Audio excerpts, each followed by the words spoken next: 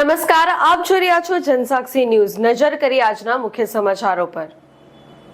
અંકલેશ્વરની Jayaben Modi hospital ખાતે 25 બેડની આધુનિક આઈસીયુ, વિશાળ કોન્ફરન્સ તથા ટ્રેનિંગ હોલ, પેશન્ટ ડોર્મેટરી, અદ્યતન આઈસીજી મશીન અને કાયોસ્ટેટ જેવી મહત્વપૂર્ણ આરોગ્ય સુવિધા ઉપલબ્ધ કરવામાં આવી છે, જેનું આજરોજ રાજ્ય સરકારના જળ સંપત્તિ અને પાણી પુરવઠા મંત્રી ઈશ્વરસિંહ પટેલના હસ્તે લોકાર્પણ કરવામાં આવ્યું હતું। આ લોકાર્પણ પ્રસંગે ભરૂચ જિલ્લા ભાજપ પ્રમુખ પ્રકાશ મોદી, ઝઘડિયાના ધારાસભ્ય રીતેશ વસાવા ઉપસ્થિત રહ્યા હતા।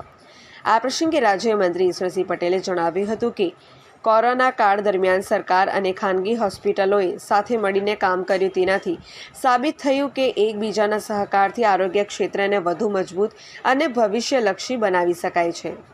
શ્રીમતી જયાબેન મોદી હોસ્પિટલ ખાતે આજ રોજ વિવિધ પ્રકલ્પોનું લોકાર્પણ કરવામાં આવ્યું છે। એમાં એક તો આઈસીયુ યુનિટ, ટ્રેનિંગ હોલ અને પેશન્ટના સગા સભ્યો રહેવા માટેનું હોસ્ટેલનું પણ નિર્માણ કરવામાં આવ્યું છે।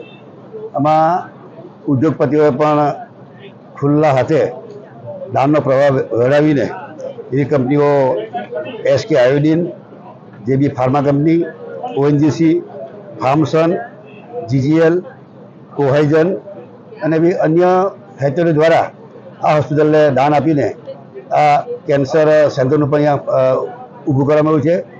પહેલાં કેન્સરની ટ્રીટમેન્ટ માટે સુરત અથવા બરોડા જવું પડતું, ત્યારે આજે આ વિસ્તારની જનતાને પણ અહીંયા સારવાર માટે નજીકમાંનો લાભ મળે એ પ્રકારનું આ જયાબેન મોદી ટ્રસ્ટ દ્વારા કામગીરી, ત્યારે તમામ ટ્રસ્ટીઓનો આભાર માનું છું।